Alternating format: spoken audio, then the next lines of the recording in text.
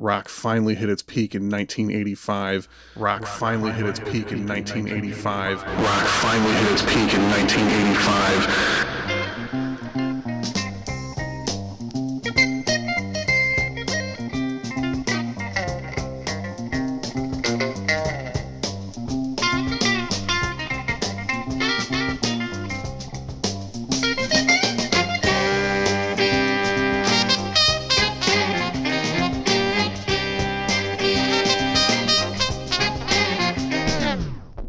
Welcome to I'd Buy That for $1, a podcast about inexpensive, common, and underappreciated records that are waiting to be rediscovered.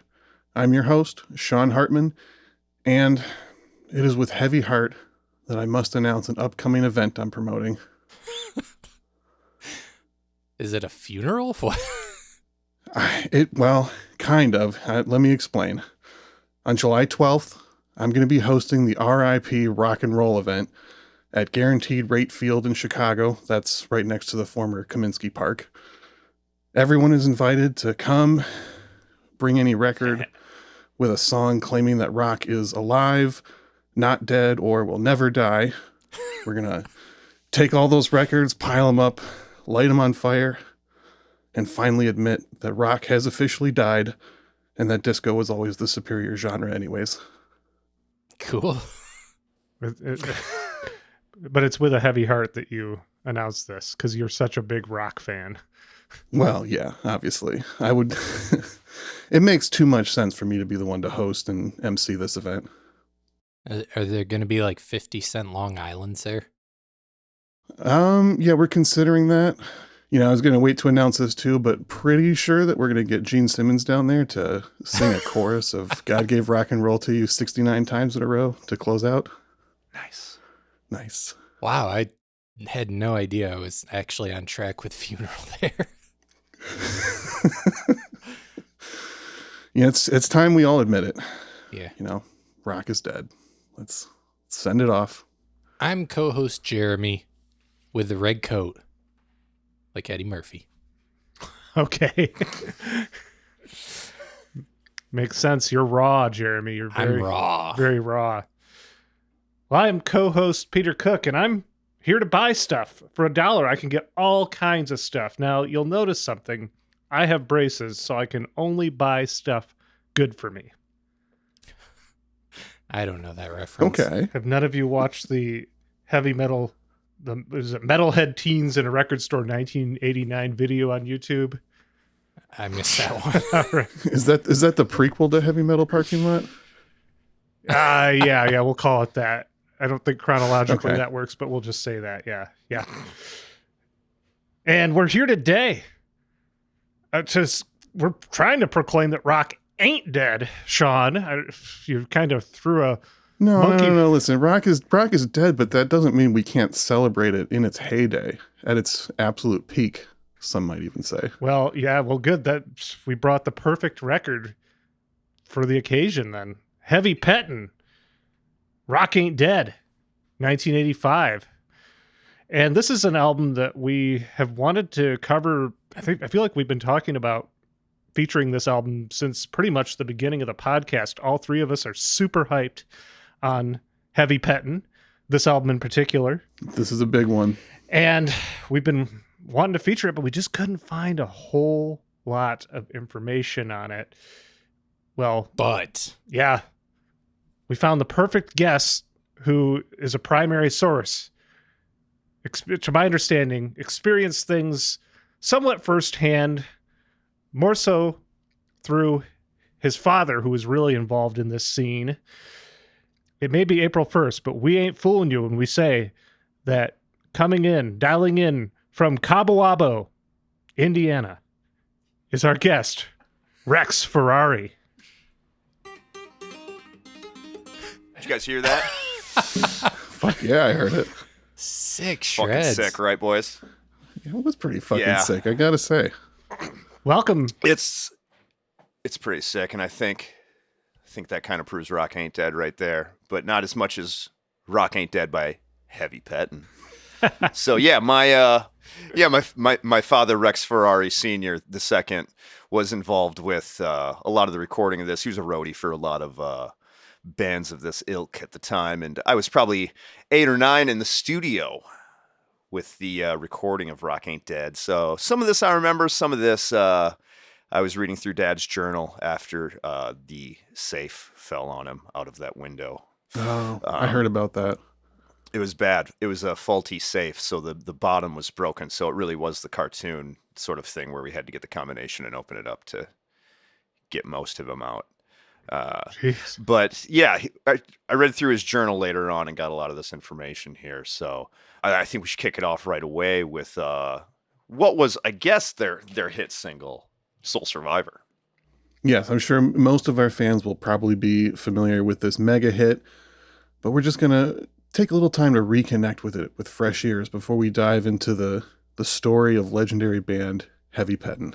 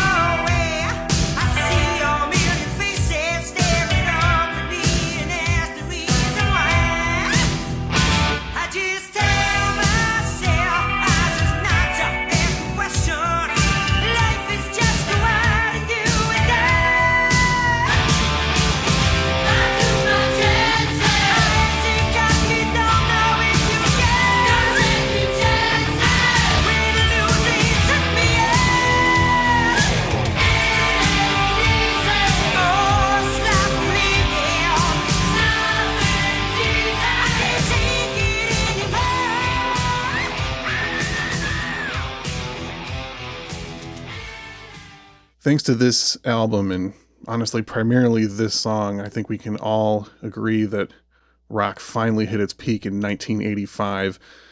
And I think I speak for all of us that when I think of rock and roll, I think of this song first.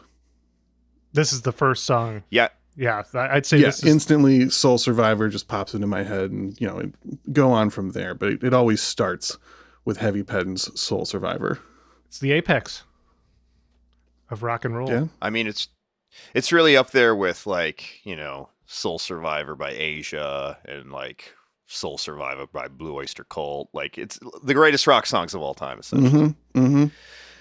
It's a well that just never dries up. Well, until now that rock is dead for all bands in general. But in 1985 and the years surrounding. I mean, there's a lot of post-apocalyptic imagery in the song that wasn't there. And actually, Dad was in the studio recommending different things that would lead to the downfall of society. And I mean, I think that the feminist leanings in the song are really understated. Dad, before he got into being a roadie, Dad was a speechwriter for Gloria Steinem. So I think that's where a lot of my sensibilities come from personally. See, now that makes a lot of sense. That really connects a lot of dots there for me. Yeah. Well, the band wanted to call it Whole Survivor, and it was a totally different sort of thing, but he wanted a bit of a spin on things.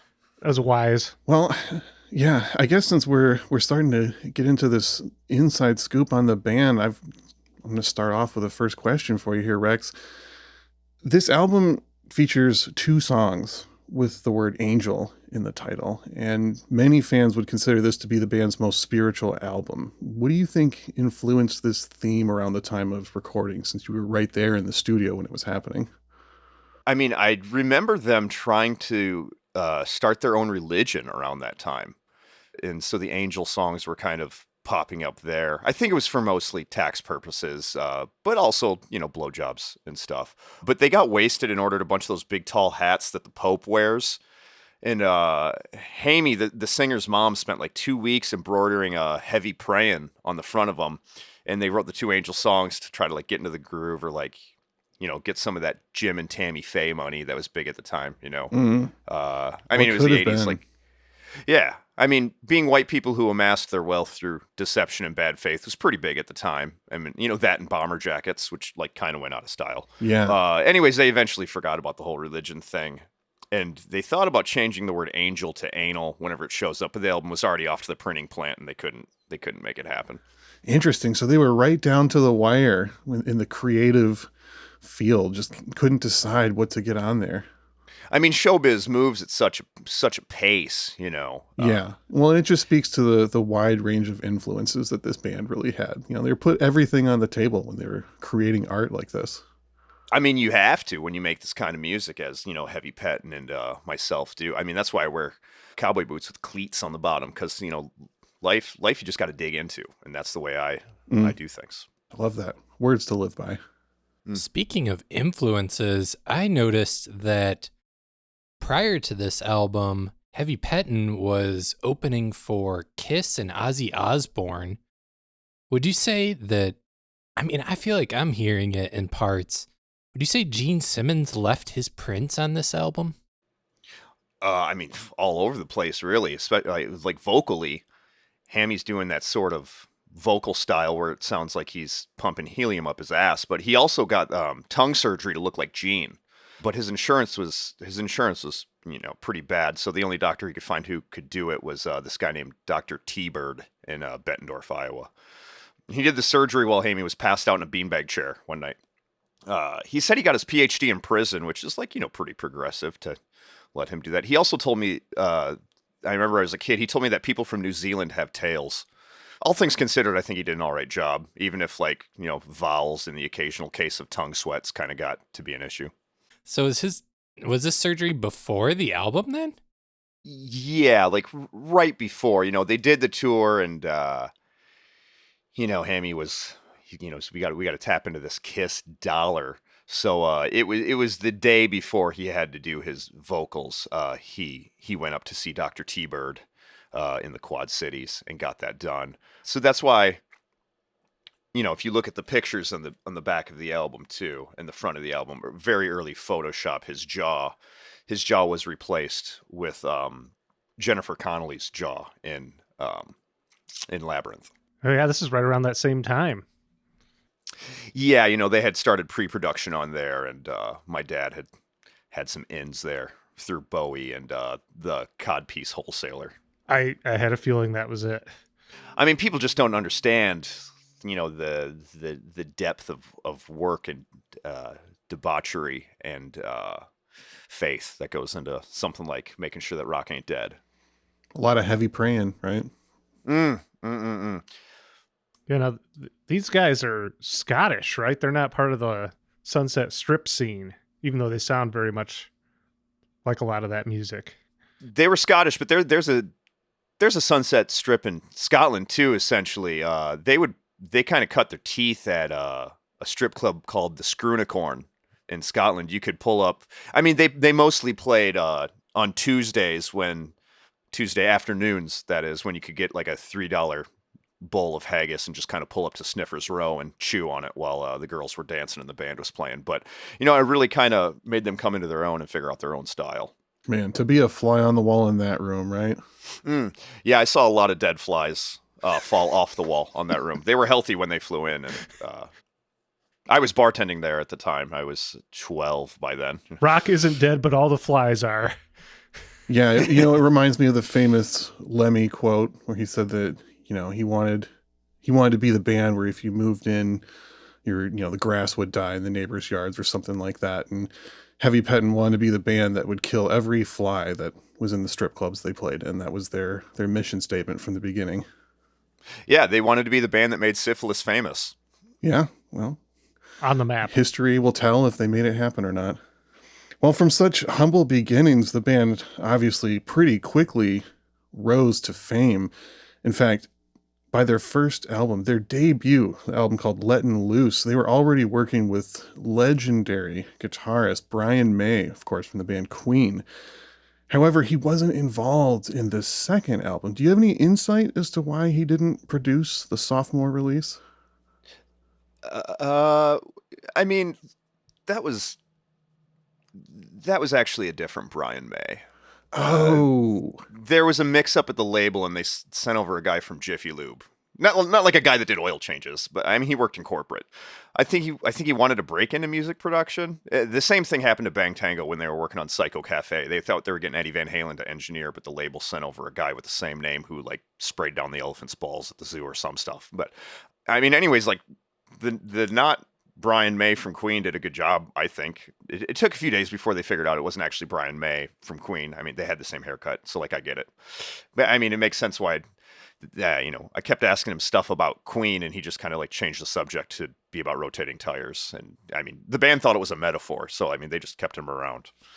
Makes sense. I mean, the name is spelled the same way, so if people want to be confused about that, I'm sure they didn't mind. Yeah, I mean, and at the end, they just the label asked Brian May if he would be okay. The Brian May from Queen, if he would be okay putting his name on it, and he never got back, so they just said yes. So okay, so is there any bad blood between the real Brian May and Heavy Pettin, or have they actually never even talked to each other? they've never met. Okay, all right. Well, that settles some stories for sure. I'm sure the fans will be happy to hear that. I mean, the r/Heavy Pettin, the Reddit page, has debated on it a long time, and you're kind of getting exclusive. Yeah. Exclusive right here on I'd Buy That for $1. Juicy. A juicy exclusive. Juicy exclusive. That was one of the strippers at the Screw-Unicorn. Well, shall we listen to another track from this album? I think that would be ideal. What's next? Let's listen to the song "Angel." They kind of spin it around in an interesting way. I think it's about fucking an angel, personally. Interesting. Getting real personal. Wow, that sounds like a black metal subject. Norwegian Sure. black metal.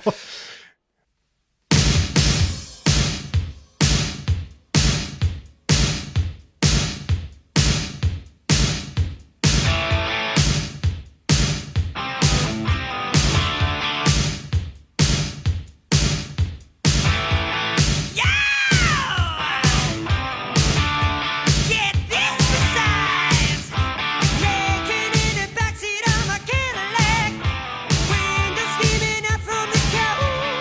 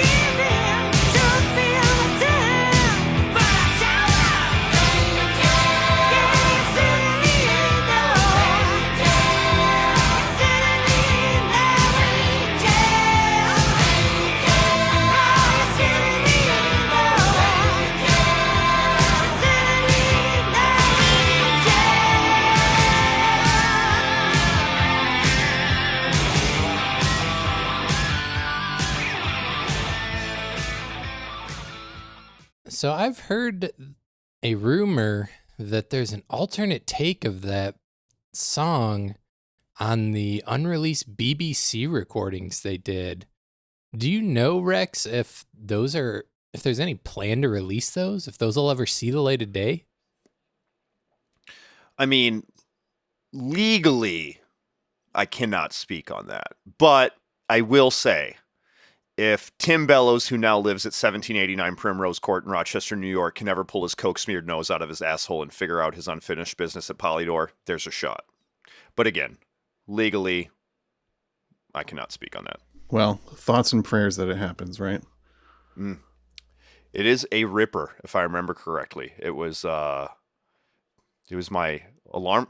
We had a very primitive alarm clock that you could put songs into to wake up to. When one thing me and my dad liked to do was shoplift from Sharper Image when I was a youth, and yeah, I would wake up to that song every day for years. The BBC version, Yeah, of course. Beautiful memories. It sounded like they dropped their name in there. They said Heavy Pettin in the song. Well, I mean, branding was important even back then. Some people have said that Heavy Pettin kind of invented modern advertising in a way. Yeah, I mean, a lot of people think of them less as a band and more of a lifestyle. Yeah, I mean, well, they did try to have a gathering, sort of like the Juggalos have. They tried to do their own sort of festival years later. It ended up being mostly playing at the Jones County Fair in Iowa, but it could have grown into so much more. They went on between Suzanne Vega and a Yes cover band, and it was almost a breakout moment again for them. But the pressure just kind of got to be too much, the modern world and everything. Well, it's my understanding when they called it the Heavy Pettin Festival, they attracted the wrong crowd. Yeah, there was a lot of furries and what have you, which is not particularly what the band was into, though they have nothing against it. Well, Rex, I had a question that I've been dying to find out more insight on and hoping you can provide some of that. In a 2005 interview with Metal Sludge, Heavy Pettin guitarist Punky Mendoza was asked to choose which he preferred between two other people named Punky. Punky Meadows, the guitarist of the 70s glam rock band Angel, funny enough, or Punky Brewster, the 80s sitcom character. Punky Mendoza of Heavy Pettin replied that he said he preferred Punky Meadows from the band Angel because the producers of Punky Brewster stole his name. Do you know anything about that? Anything further? Yeah, well, me and Soleil Moonfry are close in age, and we had the same casting agent. So when that show was going to come out, it was between me and her for the lead. Soleil Moonfry was the actress who portrayed Punky Brewster, for those who don't know. Right, yeah, and we were sort of neck and neck, and no hard feelings. But I was such a big Heavy Pettin fan, having essentially been raised by the band, that I would call myself Skunky Mendoza. Also, I smelled a bit as a child. I had a certain Parmesan and old tires musk to me. So you called yourself, you looked up to the Punky Mendoza of Heavy Pettin, so you were Skunky Mendoza? Yeah, and then that sort of, I would always brew the coffee in the morning for the band, so it turned into Skunky Brewster. And then as it sort of progressed, someone heard me be called that in the audition, and once they cast her, you know how showbiz can be incestuous and backstabbing. Yeah, it's brutal out there. And I think Punky Mendoza just kind of felt a bit slighted by the entire Moonfry family. I see. Now, why do you think you didn't get the role? Did you go too big in the audition? I went method. Yeah. I mean, Okay. I was 9 and really kind of got into the precocious foster child role. I believe I stabbed someone in the audition. Man, it's always a gamble, but you got to go big. Sometimes it pays off, and sometimes it doesn't. I mean, it worked for De Niro. Right, right. I mean, my two films, Sex Ferrari and Sex Ferrari 2, Two Sex Ferraris, are currently lost media, but there has been some scuttlebutt through the electronic mail letting me know that the trailer to Sex Ferrari is potentially found.